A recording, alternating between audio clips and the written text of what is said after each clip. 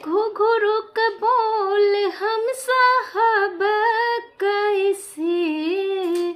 अरे घुघुरुक बोल हम साहब कैसे।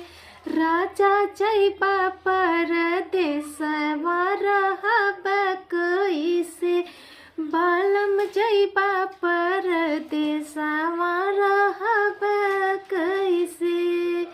सास क बोलिया ससुर जी क बोलिया। अरे देवरू क बोलिया साहब कैसे। अरे देवरू क बोलिया साहब कैसे। राजा जइबा परदेसवा रहब कैसे। बालम जइबा परदेसवा रहब कैसे।